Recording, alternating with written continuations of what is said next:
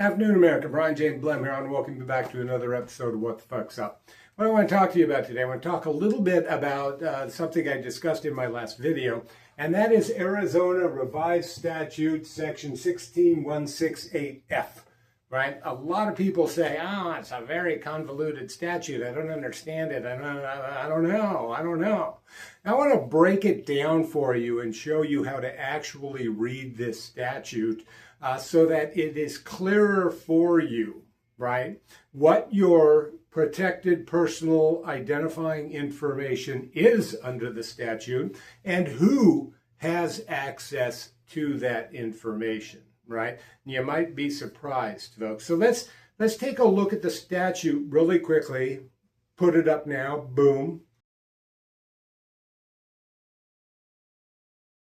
Okay, now that you've had an opportunity to review the entire statute, I know I didn't give you nearly enough time to read it, right? But what I'm going to walk you through is there are two different groups of data in there that you can remove to sort of condense the statute, as I have done on the board, and leave little blank spaces that you can fill in, right? And the first set of data we're going to remove is your protected personal identifying information. And so let's look at let's take a look at what that is. Your full birth date, folks, your entire birth date. Now, if the public wants to go in and get the last, your birth year, you can get that information, but you don't have access as a member of the public to the full birth date. Your social security number or any part thereof, right? The public cannot get the last four of your SSN or any part of your social security number. It's all completely protected from public viewing. Your driver's license number, your identification number, your Indian census number, if you have one, your father's name, your mother's maiden name, the state or country of your birth, your signatures that they have on record in your voter registration file, all of your signatures, because they keep everything, even ballot affidavit envelopes. And that's why I suggest you go request a copy of your entire voter registration history at the Maricopa County Recorder's Office so that you can view past signatures on your ballot affidavit envelopes to ensure they're all yours, right? It's just a good thing to do. And so your email addresses as well, folks. You could go out if you had all this information about somebody, and you had cash, you could probably go out and go buy a car in somebody else's name, right? And so this is all, personal protected information, right? We don't want people in the general public getting to that. So we take that out.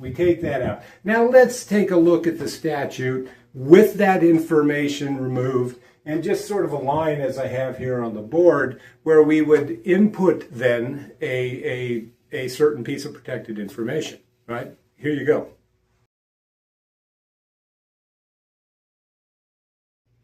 All right, the statute got much shorter, didn't it?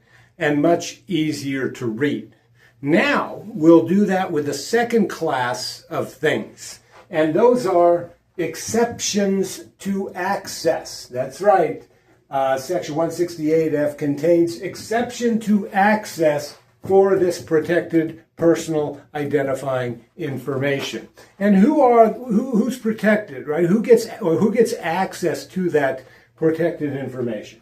The voter. You, the voter, can go get all of that information from the Maricopa County Recorder's Office, which is why I highly recommend that all voters go to the Maricopa County Recorder's Office and request the entirety of their voter registration file, including their signature, so that they can verify everything submitted on their behalf was in fact submitted by them, right? It's just a good thing to do. And so government officials performing their official duties can get access to the voter registration database and all of this protected information. For any purpose, right? Voter registration NGOs that are approved by the Arizona Secretary of State pursuant to federal law, Okay, and so voter registration NGOs can get all of this protected PII for any purpose, maybe to go buy a car. I don't know. Signature verification on petitions, right? If you want to verify or challenge signatures on a candidate's petitions to try to get them knocked off of the ballot, you can go review signatures online for registered voters to compare them to the signatures that were submitted by the candidate to determine if actually those voters did in fact sign that petition. There was a recent case where a Republican, I think, pled guilty to signature fraud in his petitions. And as a result of that, you know, his life of public service is over. And, well, that's the way it goes. We citizens can challenge petitions and get access to the signatures to verify that we don't have fraud taking place. For election purposes, right? If you're a candidate running for office, you can get access to this information so that you can run your campaign as efficiently as possible. And the media has access to this information as well. A pretty broad spectrum of the media, except for We the People USA Alliance to date. I'll mention that. Okay, so let's take a look at the statute now. After we removed the protected PII, the different classes of protected PII, and we removed the exceptions to access, here is what remains of the statute.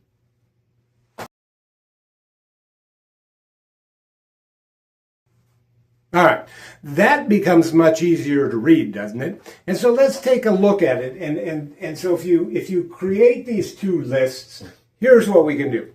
Nothing in this section shall preclude public inspection of voter registration records at the office of the county recorder for the purposes prescribed by this section, except that the Social Security number shall not be accessible or reproduced by any person other than,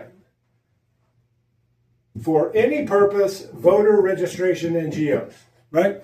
So if you use this method, you can input one of these protected PII from your list right up into here, and then you can input one of these exceptions to access on your list here, and you've got then a complete sentence, and you can more readily be able to read and understand who actually has access to your personal identifying information that's otherwise protected by law, right?